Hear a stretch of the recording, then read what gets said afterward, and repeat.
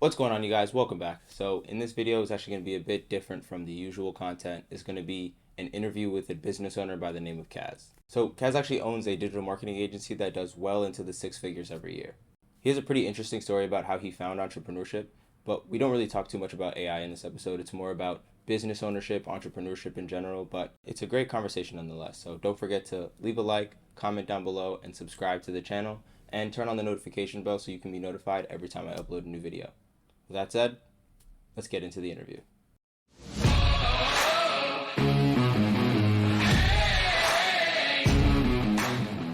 All right, so I'm actually here with one of my co-founders from Black Cloud AI, Dion Locklear. He's our head of operations, and I'm here with Kaz as well. So Kaz, a little bit of background for the people at home. Kaz and I met at the Internet Marketing Party. So it's basically a party or a networking event where a lot of different entrepreneurs will go to and just network, talk about different things that they're seeing in the industry, just kind of helping people out, giving people tips and tricks. And then there's also a speaker every single event, and the speaker is somebody that's a savage in their industry, somebody that's maybe has made a 7, 8, 9 figure exit in a company, somebody that's currently a business owner that is just giving out game or whatever it is, right? So it's a pretty high level networking event, pretty great. I was referred to it by a friend of mine, Ahmad. You might have seen him in a video that we've done together. But yeah, so Kaz, just to start this off, Yeah. I want the other people out there to learn who you are. So if you can just give us, a 1-2 minute background on who you are, what you do, and what you're doing now. Yeah, so I started off with working for my parents for a while, who owned like a bunch of businesses and stuff like that. My parents, their first actual business that they ever got was like a pizza restaurant, and so my inspiration came from that because they bought the pizza restaurant, but I think they paid like 300,000 for the restaurant itself, and they sold it in 6 months for like double or triple the amount, and so that was like a holy shit moment for me, and I was probably like maybe 12 or 13 years old.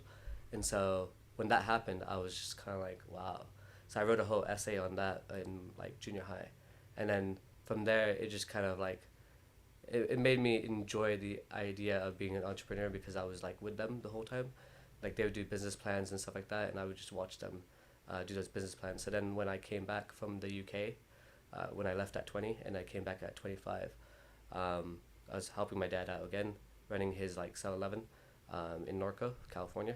And then from there, I didn't really get on with the lady who was like running it at the time, like I told you, and it was just a little bit like it was really hard to like have any like get anything done in a productive way where I felt like it was being done the correct way, and the person just didn't want to listen to me, and felt like kind of like I was below them, and that really fueled me and angered me up to be like, I'm gonna show them. I'm gonna show them who I am.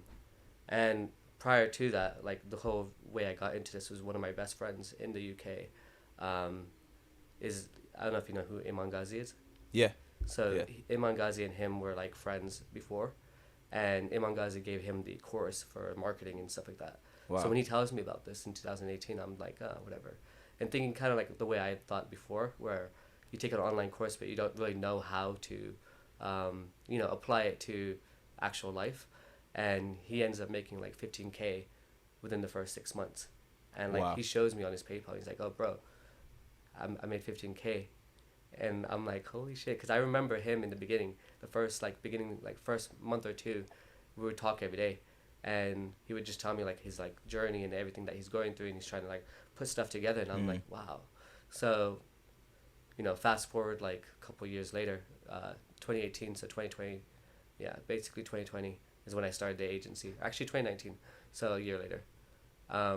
So August 2019 I started the agency, but the whole idea is that he was gonna help me out with it, and so we went on a couple calls, and even in the beginning, like I was just a little bit immature, so he was like, hey, you need to do this and you need to do that, and I just didn't really really get it and like really like understand like how to like apply myself.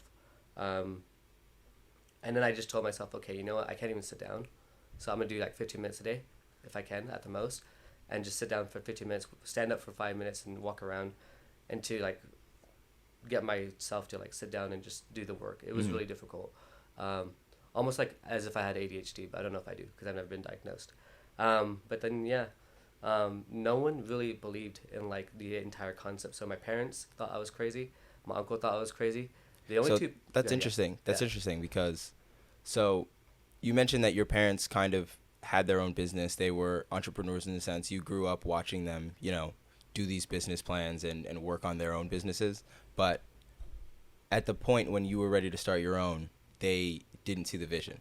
You know what I mean? How did that feel for you at the time? Because you're seeing them your entire life work on their business, following in their dreams. I don't know if the pizza shop was their dream. It could be. I don't know them, but you see them putting all their time and effort into that, but you wanting to start your own thing. They're not seeing the vision there. So how did that feel for you? It motivated me, but it was also like I get where you're coming from, and I just like didn't understand like how two people who are entrepreneurs themselves didn't believe in me being wanting to be one. I guess and they're the ones who inspired me, right? Like my stepdad is like amazing at like what he's done. Even my mom's amazing now, like at what she does entrepreneurially. But yeah, I didn't understand that either, to be honest. So you weren't even thinking about that at the time, Oh no, I was angry about it. okay, Yeah. okay. Like even Mm. afterwards, I said to my parents like a year later, I said, "Why don't you guys just?" And I think they wanted just me because we're brown. They wanted me to be doing like education, get like a degree. My stepdad even said like, "Dude, like just get a degree and you'll figure out the rest." And I don't know, it wasn't for me. Do you think they didn't want you to go down the path that they went down? Do you think that they in any way they kind of regret the path that they took, or the opportunities that may be limited for them, that they wanted their child to not have to suffer the way that they did and have to build up a business entrepreneurially, rather than they want their child to go to college, go to uni, get a degree, be a doctor, be a lawyer, be something. You know what I mean? Do you think that's where it stemmed from? I think it's just being Indian. They want you to be a doctor or a pharmacist. That was the idea that I was gonna be a pharmacist at 16. But they both also have like degrees as well. So my dad's a stepdad is a telecom engineer, and then my mom's a nurse. So that was, I think, part of the ambition to have that as a backup, Hmm. and then do whatever I want afterwards. Yeah. Okay, so let's go back to the time in your life when you were 17 years old, 18 years old. What were you doing? Because you're 30 now, so you had a long journey, Yeah. but from now to then, right? So how did that journey start for you after you got out of secondary school? I was very shallow, and I was very like I wasn't a very like cool person. Um, Looking back now, I'm a little bit ashamed of like how I was and express myself. To be honest, I feel like that um, always comes with time. yeah. I mean, I'm looking back now. Even on the ride here, I was just like, damn, I've come really far. But back then, I was just a little bit like narcissistic behavior, and I just had like an ego, but it wasn't really an ego. It was more of like an insecurity, Hmm. but it would show itself as ego. Yeah. So I was just thought, yeah, I mean, yeah. So what were you doing at the time? Were you So yeah, so this is actually when my parents like decided to go to England. So I'm like 19 years old. Okay. And at 19 I'm running my stepdad's 7-Eleven. okay? So this is that Full time. time. Okay. Yeah, and Yeah. I have like I have parts of my feet that like are really hard because of the fact that like I was on my feet for like 16 18 hours a day, and I just wasn't really aware of like how to respond. I was just reacting to everything that happened to me. Hmm. So even running the shop and stuff like that, I wasn't being proactive about the way I would go about it. I was being just more of like, okay, this happened, let me figure it out. This happened, let me figure it out. But I was also 19, so I didn't really have much life experience at that point. Hmm. And yeah, it's really different. I had moments where like it showed me like, oh shit, I can do this, because there was things that I wouldn't touch or couldn't do, and then I would figure them out and be one of the experts at them. And so it started to help me build that confidence in that. So give me an example of some of those things. Just something like really simple. So like we have CO2 that's connected to the sodas and stuff like that. And I would always have a struggle. Like I would call someone usually to help out to figure that out, and then they would go actually figure it out and help me figure it out basically. Then at one point, like no one else knew how to do the CO2 thing because I was the one that knew how to like check it and make it work and stuff. And Yeah, it just gave me a little bit of confidence as well. because you're now the guy that they come to when they have this issue. Yeah. Yeah, not just that. Like I started doing meditation at that time too. So there was like points where like I remember, like I said, I wasn't a very like nice person, and then at some point like it just completely changed where I was so calm and patient, and so I remember realizing something that had happened that I didn't like, that I would normally get upset about, and then realizing that I didn't really care because I was just like really in the moment, which was pretty astonishing, and then on top of that, like I just handled situations very differently based off of that. So it was really cool. It taught me a lot about who I could be. But then I ended up going back to live with my parents in England. And so I kind of digressed from that point. Mm-hmm. Yeah. And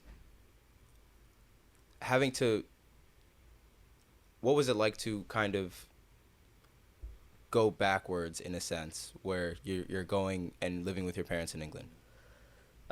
So at the beginning I was living with my grandparents, and so my parents were all in like England. My brother and sister were also in England, and then basically what had happened is a year later they told me, okay, come to England, hang out with us, and then they ended up selling that shop, and I hung out with them there.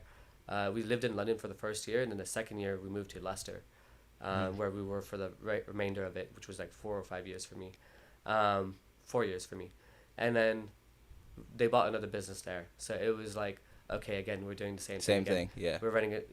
They have a business. I'm helping them run it. And then it was pretty cool. It was a good experience. That's when I started to get into personal development at 22. And it started to teach me a little bit more about who I am. Mm-hmm. And I started to like unravel, sort of peel layers of the onion, so to speak. Yeah. And change. Okay. Yeah. So what was the initial moment? What prompted you to kind of say, you know what, I need to work on myself. I need to start on this journey of self-discovery, self-improvement. So growing up, I always had like a fixed mindset. Mm-hmm. So I didn't know you could actually change. I just thought you are the way you are. And I was kind of like, oh shit, I've dealt a bitter hand, or, a bad hand. And I watched this guy, I watched this guy on YouTube, and he basically was showing like how he was really like not motivated, not confident, unable to really like speak to anyone and really have any social skills. And then he shows after, and obviously he's doing the course, or the YouTube thing. So he shows after, and obviously you can see a big difference, right? But the way he described how he was when he wasn't confident and stuff like that, I felt that way and I resonated with him that way. And so to see the transformation, I was like, oh crap, I can do it too. And I actually remember the exact point where I was. I was actually at Costco in England, grabbing cigarettes for my parents' like store, and I put the YouTube video on in the car, and I'm about to leave the Costco, and I'm just like, light bulb. I can actually change. I can work on it. Yeah. It was pretty fascinating, to be honest. Especially back then, I thought you are the way you are. You can't change. My grandfather always used to say, I am the way I am. I'm not going to change. Yeah. So I just thought that was what it was. That makes sense. And Dion, I want to ask you. I know you're on a bit of a journey of self-discovery and self-development as well. Where would you say you are on that journey, and when would you say it started for you? Sure. So, I'd say my journey of self-development and self-discovery probably started after high school. I was in a relationship that, though I was very invested into it, I don't think I treated it correctly. And because of that, I had to do a lot of reflection on the kind of person that I was, how I acted towards others. And unfortunately, that reflection didn't go that far. At the end of college, I also had probably, I think, my biggest pitfall when it comes to my journey in self-discovery and self-reflection. I'd lost a lot of friends. So clearly, me thinking about how I treat others didn't really take into effect until kind of that point where I was really at my lowest. I just graduated college, kind of alone, And yeah, I really just had to sit and think about who I wanted to be and how I wanted other people to see me. Yeah, I resonate with that as well, because I had like a moment where I had to reflect in England, and I saw how I was treating my brother and sister, and it wasn't very kind. And so I had to ask myself, like, do you want to be this kind of person? And I was like, no, I don't.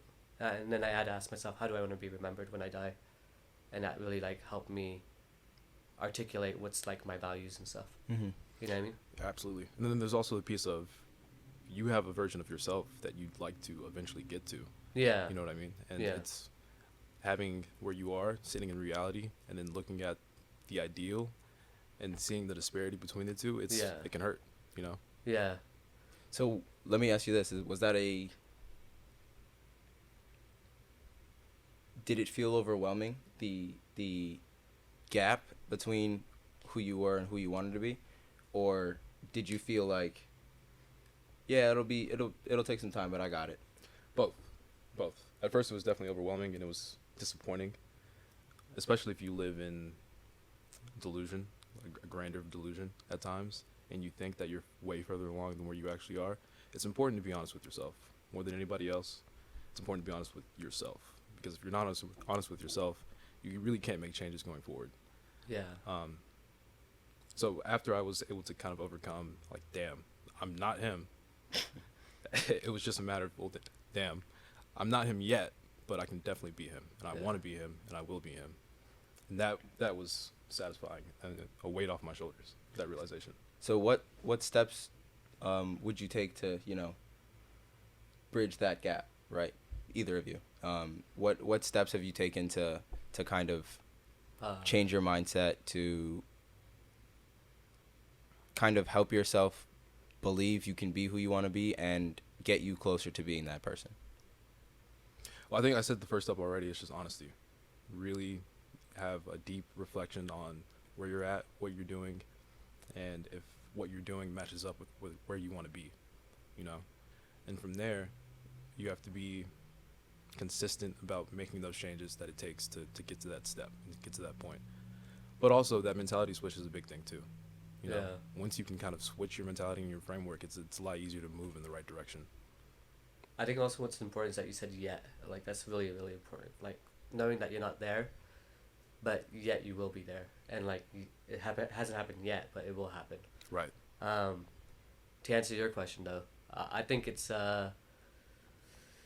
just listening to a lot of, like, rich people on YouTube for me. And it's, like, reading the book, like, Secrets of the Millionaire Mind, and understanding the differences. You sent me the audiobook. Yeah, it's really just understanding the differences between, like, how rich people think. Because I think at the end of the day, it's all mindset. It's all about the way you look at something as an opportunity versus like an obstacle, right?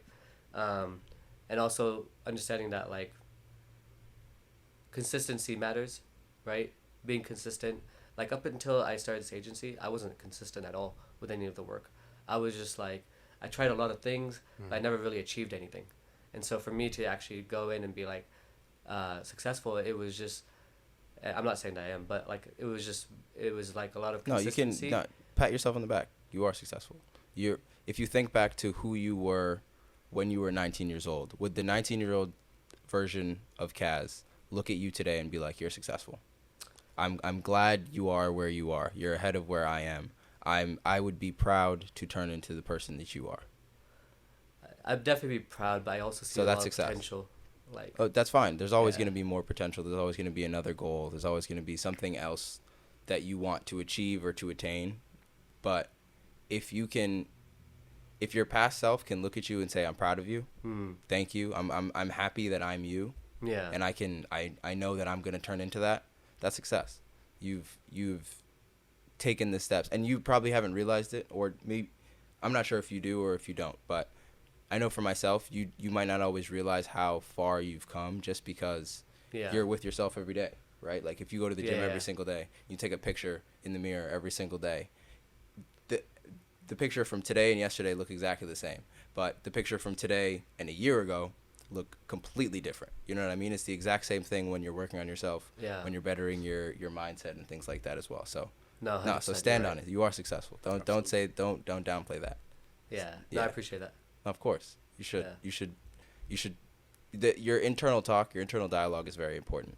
It's something that I'm now big on, because for most of my life I've been my own hardest critic, right? I was an athlete, so Yeah. as an athlete you kind of have to be, right? You might for me, I played soccer, so I might play up a good game, I might score a goal, but after the game I'm only really thinking about the 2 or 3 times I gave the ball away, or the one time I didn't track back and defend, or you know what I mean? I'm Yeah. thinking about the negative things that happened during the game rather than the positive things. Everyone's like, "Oh, Daniel, you played great. Yeah. Well done." But then I'm not fully enjoying that because I'm thinking about the negative, right? So having a positive outlook and having a positive, self-talk Mm-hmm. is very important. In my opinion. No, I think you're right. I think like even in the book Secrets of the Millionaire Mind, he says don't engage with thoughts that disempower you, but only engage it with thoughts that empower you. And that's Yeah. like a really hard thing to do, but as you like continuously do it, it's like a muscle. It's like you keep training it and it just gets better and better and easier to do it. And then it becomes like second nature, and you don't think anything that disempowers you. And if you do, you ask yourself like, wait a second, what did I just say? Yeah. And then, you know what I mean? Yeah. But yeah, I think just also staying humble, right? And then just Mhm. having that awareness that like the worst and the best can happen on any given day, and you can, you know what I mean? Just Yeah. being more stoic about it, basically, Yeah. and just continuously like, yeah. Gotta charge it to the game of life sometimes, you know. It's funny. Are you a basketball fan at all? UFC fan. Okay. Yeah. So I have a basketball analogy, just because as soon as what you just said, Yeah. it came to my mind, that being stoic about like the outcome of something, because I was listening to Gilbert Arenas speak on one of his podcasts or something like that, and he's a wild dude, but this one point made a lot of sense. He was saying that when he was in the league and he was talking to some of the younger guys on his team, Yeah. he was saying that he was basically asking them the question, how many times have you scored 0 points in a game? And they were like, it's pretty rare. And how many times have you scored 100 points in a game, or all the points for your team in a game? And they were like, that's rare. And he was basically saying, if those are so rare, you shouldn't think about whether or not you're scoring 100 points or 0 points a game. If on average you score 10 points a game or 20 points a game or 15 points a game, then if that's your average, even if you score 5 points a game this game, it doesn't matter, because over the long run, your average is still your average. Yeah. It doesn't matter if you score 0 points today. Your average is at the end of the season is still going to be your average. So Yeah. just go out. Don't let the output that you're performing, or the output that is showing up right now, dictate how you show up, or dictate your emotions, or dictate anything, because the average is going to be the average. Yeah. You know what I mean? So it's kind of, I like that you brought that up. Yeah, it's kind of like just I think of like that in entrepreneurship, but with like decisions, and it's like making the more Yeah. better decisions. You know what I mean? Mm. Over a long haul time. But yeah, I hear what you're saying. All right. So yeah, let's bring it back to the agency, right? So Yeah. you started the agency in 2018, 2019? August 2019, so almost 5 years. August 2019. Yeah. So how did you find consistency with the agency? How did you scale the agency? Just tell us more about that. Talk to us about that. So my first client that I had, I closed them on a Friday, and they left on a Monday. Damn. Yeah, that was my first client. Damn. Like it took me 3 months to get that first client. It took me 3 months of consistently like reaching out to other people, to get calls. I use Upwork. Okay. So I was trying to get a bunch of I was doing a bunch of proposals on Upwork, and my first client, I've closed them. I'm super excited. I'm like, yeah. I put together like whatever I knew. They weren't really satisfied with it, so they were like requested a refund right after the call. And I was like, oh, crap. So how did that feel after 3 months of work? Oh, I of cried. every single day. I cried. I remember I can exactly imagine. where I was. I was at one of my favorite restaurants. I was actually going to an event. And so I was at one of my favorite restaurants. I was going to an event. I'm in the car, and I finally just park up, and I just start bawling and like crying like a lot. And then shit, that's coming back up. But I just asked myself then, like in that moment, I was like, is this it? And I'm like, and inside me, I'm like, no, this is not it. And I'm like, okay, I've already done it for 3 months. Now I know it's possible. I Mhm. just closed a client. Unfortunately, I didn't get to keep them and actually keep their money as well. But, I just closed them. So there is potential for me to like learn from this. And so that was where I switched my mind. I was like, okay, how can I learn from what I just did? And so I was like, okay, I'm going to hire someone that actually knows what they're doing and can help me out and support me with it. And then that was what I did. And how long did it take you to get to the second client? I don't remember, but I have a better story versus that. I moved to Austin, Okay. and March of 2020, I have 2 clients, and I'm really scared because I'm like, I have to pay rent. I'm just living on my own now. I have to pay rent. I don't know if I'm going to be able to pay next month's rent with these 2 clients who are paying me like nothing, right? And I'm doing like a lot for them as well. But I have no systems. I have no processes. I have no idea what I'm doing in terms of like delivering the service itself like properly, and really like being able to like promote it to a different level. So with all that happening, I go, okay, I'm not going to focus on what I can't control. I'm going to focus on what I can control. Mhm. And that's basically me, my what I do and everything I do, and my mindset. And so I just focused on that thing for like the entire month. And I ended that month with 22 clients. To the point Jeez. yeah, dude, I was like, to the point where I was just like, Good shit. and this is a year and 7 months into the agency. So it's a year and 7 months into the agency, like no real success up until that point. Most people who think that I'd be in there for a year and 7 months would be like, oh, dude, it's a done deal. Like, it's a wrap. Like, Yeah, you tried it. you tried it. It didn't work. Find something else. Yeah, find something. Exactly. Luckily, I kept like side jobs in between, so I can continuously like pay Mhm. bills and stuff.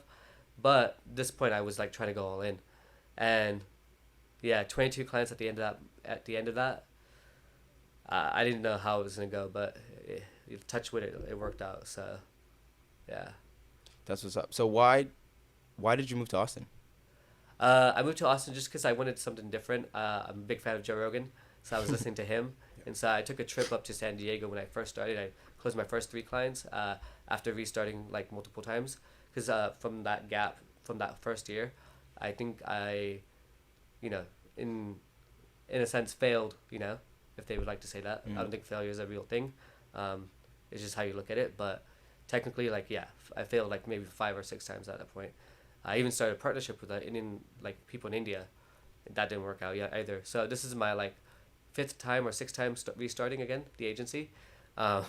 So yeah, I ended up. What was the question again? Why'd you move to Austin? Why'd you move to Oh, Austin? why did I move to Austin? Yeah. So Yeah. then I was just like, I got close to 2 or 3 clients, and I was like, let me move, or let me do something different. Like, I felt like I need to get outside of the environment of like where I was living. Restart. Yeah, a restart, a refresh. A lot of people were telling me don't do that because like obviously you can't pay for everything, because I wasn't earning enough that time. I don't know. I just took a leap of faith, man. To be honest. And it worked out. I remember being at this traffic light where I left my parents' house, and that was like 8 years of being mediocre, or God knows what for the next 8 years. Yeah. That's what's up. So I actually want to ask you a question, Kaz. if Yeah, you don't sure. mind. No, go ahead. And it's a bit of a pivot, so bear with me a little bit. From what I get and what I'm understanding, you kind of describe yourself as an underdog. Yeah. And a lot of what motivates you is being able to prove yourself and to prove your worth. Your parents were in entrepreneurship from a young age, and you've seen their success in that realm. Yeah. And you've also seen successes and triumphs with learning, like new things and just in the workspace, right? Yeah. So how has that feeling of an underdog served you, and what would you say to other underdogs trying to be entrepreneurs? It's those moments when you don't want to do something. You know what I mean? I had that moment this morning. When I got home at like 1 a.m., fell asleep at 2 a.m., woke up at 11, have a headache, just don't really feel like I kind of feel like I overate last night. And I was like, those people who think you can't do it are laughing right now. Yeah. And so you get your ass up, go to the gym. And I did 45 minutes on that Stairmaster. And I just I don't know like, how you go so long on dude, that Stairmaster. I had a moment where I just go, hell yeah. Like, dude, yeah, I didn't want to be on that Stairmaster, dude. Honestly, I found it's the little moments of triumph that only you know about that are the best. Yeah. Like, there's there's times you'll be in the gym and then you'll you'll kind of be like, oh damn, maybe I said I was gonna do 10 minutes, maybe I should do 5, and then you ended up doing like 15. And you're like, Yeah. you know what, I'm the proud shit. of myself. Yeah. I'm proud of myself for doing that. You know what I exceeded mean? your own It's- expectations. Yeah. Yeah, my When goal you- was 40. I did 45. That's what's like, up. and at that last 5, I was like, I just want to get the hell off of this thing. Like, I'm so done. But I was sweating bullets. Like, it was bad. No, I bet that Stairmaster is no joke whatsoever. I think it's Yeah. tough. So, if you had advice to anybody who wanted to start a digital marketing digital marketing agency, I actually have a few friends who have started their own as well. What advice would you give to somebody starting out, and what advice would you give to yourself when you were in the thick of it, in the middle of, you know, the daily grind, and you were probably sacrificing time with your friends or time with your family or whatever you were sacrificing at that time? You know, what advice would you give to either yourself or anybody else that's about to start this journey, and then yourself when you were in the middle of the grind trying to build your agency? First 2 things is don't give up. I think if I would have gave up, I would have felt like a failure. But I just told myself, like, don't give up ever, and just stay consistent as well. Consistency, like the whole idea back in March, why I was able to, like, in 2020 be able to get like 22 clients in 1 month is because I was like consistent for months before that. You know, I was on this grind of like doing the same thing every single day. Sorry, I don't want to cut you off, but I want to Yeah. give actionable steps Yeah. to the people listening. Like, what were you doing? What steps were you actually executing on a daily basis in order to sign 22 clients in 1 month? You have to reverse engineer, right? You have to take what you want, the goal. You have to think about what you want. What is the goal that I want to achieve? Okay, this is the goal I want to achieve. You have to reverse engineer. What would it take me to do every single day to get to that goal? And you have to make that plan, write it out on a piece of paper, put it in your notes, put it in your phone, wherever you want. Put that schedule down and stick to that schedule. And don't let anybody, because I also talked to myself, like, before I made that schedule, I was like, look, everything and anyone's going to try and take my attention away from this. Everything's going to happen. Things are not going to work. Maybe my car might stop, whatever the case may be. No matter what, push through it. And that's what I did. I did that for like years on end. It's a little tiring now, but like it is what it is. It's just the grind. And being consistent, I think it's a little bit underrated. You know, it's that I forgot what they call it, but like the effect where the compound effect. The snowball effect. Yeah. Yeah. So if I understand what you're saying, you're basically saying, if you understand that for every 4 sales calls you take, 1 of them will close, and for every 10 email or every 20 emails you send, you'll get 1 response, right? You're kind of just tracking those numbers. Yeah. And it's in order to sign 20 clients this month, I need to reach out to 1,000 people. Yeah. Whether DMs or blah, blah, blah, blah, blah. So you're reverse engineering it in that way, and then Yeah. you're just making sure that every single day you execute the amount of things you need to execute in order to realize that vision. Yeah, that's true. So that's how I did it in the beginning. Okay. The only thing I learned now, being 5 years into it, is that you do have to pivot at some points, right? Mm. So there was points where I had to pivot that I didn't pivot, but there's also points where I had to pivot that I have pivoted, and it's just knowing when to pivot and when not to pivot. So what are the reasons that make you have to pivot? just like when you get a lot of clients, like how I had at one point, like I had another 30 some clients at one point. That was like 33 clients. That was a point where I could have like taken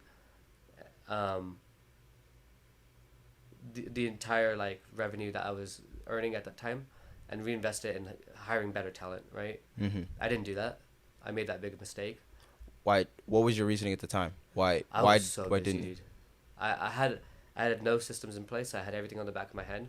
Like I knew every client on the back of my hand, but I didn't have systems in place and I didn't have the right people. So I was on the phone for 20 hours a day, just telling people exactly what I need done, and hoping that they'd get it done, and then following it back to doing client communication. I was wearing all the hats, still prospecting on my own. Yeah, I took way too much on. Luckily, I had a team to help out with like the actual content creation of things and like help out with some of the organization. But apart from that, I could have had better talent. Because at the beginning I started with contractors, and if I would have done it, if I had to go back and redo it that way, I would actually hire better talent that's like local, that I can work with, and maybe even have less people. I had like 20 contractors at the time. Wow. So that's like, it was a little bit chaotic. I try to call it controlled chaos and try to enjoy it, and I did enjoy it, but it wasn't very optimal. Because at some point it's like diminishing returns, right? Even though you have all these clients with these contractors, if you're paying them way too much, you could actually pay less having a full-time person that you need whenever you need them. You know what I mean? That was one of the big mistakes I made. So yeah. Yeah, sorry. So originally I took you away from the original question, which was the advice that you would give to the person starting out, which you did, which was Reverse engineer. Yeah. And stay consistent. So, or reverse engineer. And then did you answer the second question about what advice would you give to yourself when you're in the thick of it, grinding every single day, probably not seeing any of the fruits of your own labor, right? You're just doing all this work without seeing any reward. What advice would you give yourself at that point? I thought we're all brainwashed, right? And I think we are. We're all brainwashed in like the way we grow up, the society that we're raised in, all that stuff, right? So I told myself, if we're brainwashed, then I'm just gonna think about empowering thoughts that make me maybe even delusional, but make me feel better about myself. And so I did that. To answer the question though, if I were to go back and tell, like, the guy who started this agency, I would just say, I would say the same thing I was thinking at the time. Don't give up. Like, believe in yourself. I remember, like, when I hit 15K for the first month, I was crying. Like, I was just like, holy shit. That's huge. Full circle. It was huge. Yeah. I even got goosebumps saying it right now. But, like, I just could not believe that was even possible. Because before then, I was, like, stuck at, like, two or three grand a month, and I couldn't seem to get past it. And it was, like, frustrating. And then at one time, I was just, like, in the restroom. I look at my phone. I look at my bank account. And I'm like, holy crap. Like, how do I even have this much money? I was like, what the fudge? And I remember telling my mom, I'm like, I'm so happy. But I also felt, like, a little guilty, you know? Why? Guilty about what? Just the way I was brought up. I was, like, not very, I didn't know if I wanted to talk about this, to be honest.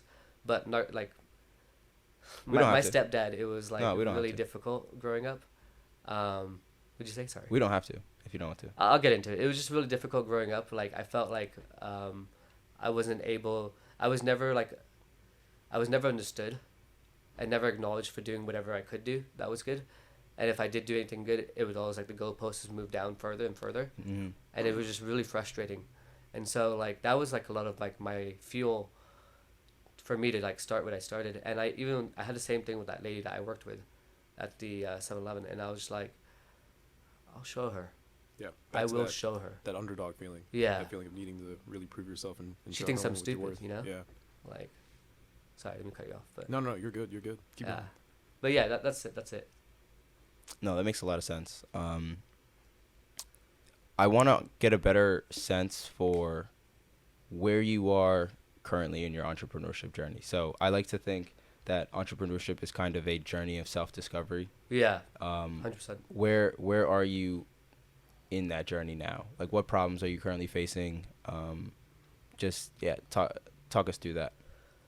Okay, I'm still dealing with, like, some of the struggles that I mentioned earlier with, like, just putting that team together, making that team. So I'm currently focused on putting that team together and looking at other avenues as to, like, get clients. That's why I started my own content creation, because I'm like, what if I do what I do for my clients, I can do it for myself and help myself grow as well.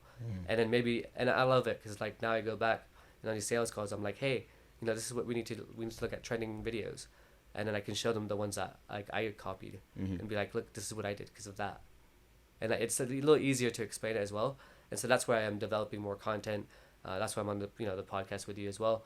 One of my first, so, like, for me, it's just, like, reigniting that fire and that fuel inside me again to go back to, because I'm not gonna lie, I plateaued for a bit, and now I feel like the fire is sort of reigniting. And that honestly happens for me every single month at the IM party. Just hearing from other entrepreneurs, all the people that are making a lot more money than me, and Yeah. it seems like it's nothing. Like it's like easy for them. It lights a fire under my ass every single time. Um, you mentioned that you're trying to build that team. What what positions are you hiring for? Who are you looking for? I just need someone that's gonna be like my right hand man, so to speak. You know what I mean? So you're looking for an executive assistant or somebody. Yeah. Do you want somebody to come in and kind of be your, like protege type thing? Are you looking Basically, yeah. to teach somebody everything? Yeah, I want to be able to work on the business and create the content, do the sales, do the marketing, but not necessarily be inside the entire thing the whole time. Right now, I feel like I'm always like spending a lot of time and hours a week just grinding on double checking, captions, double checking like the video editing, Mhm. which is fine. Um, but I would love to outsource that part, and I want to find the right person to be able to outsource that to. And then on top of that, it's just like communication with the clients, and then communication with like the team and stuff like that. I think the team is like it takes a lot of time to communicate with the team. So, if you guys, anybody out there, is interested in doing any of the things that he just said, I mean, all of his information will be in the description below. So, find a way to get into contact with him. I do know some people. We'll talk after this. Yeah, sounds good. I can give you some recommendations and some people who are probably are hungry for it, but at the end of the day, it's your decision, right? I don't Yeah. want to, just No, I hear you. Yeah, give check you it people, but yeah. Is there anything else that you want to touch on before we end? Where can people find you? Instagram KSI _ digital _ marketing. I just revealed that like KSI stands for key success indicators. Prior to that, Wow, it was I just, didn't actually know that. not I didn't it, know. it wasn't originally that. It was actually my initial, my sister's initial, my brother's initial, Mhm. and I googled KSI for our KSI digital marketing just to see what comes up, and it said key success indicators, and I was like, oh, I like that. Happy accident. Yeah, happy accident. Yeah. Yeah. I have a I don't know if the YouTube channel is at the moment. So we'll just do Instagram and then TikTok, Mindset Guru Kaz. That's my TikTok at the moment. Yeah, mindset. It's all about mindset. Yep. If you guys are any entrepreneurs or business owners out there and you're looking for digital marketing services, he's our guy. What services does your agency offer? So we do SEO, Google Ads, Facebook Ads, social media marketing, Mm. and website development. Awesome. Wow. Yeah. So full service, Yep. basically. Yeah, pretty much. Hit him up. All his links will be in the description below. Thanks for watching this long. If you guys have watched this long, and yeah, see you guys in the next one. Don't forget to like, subscribe, and leave a comment down below. Yeah, thanks for watching. See you on the next one.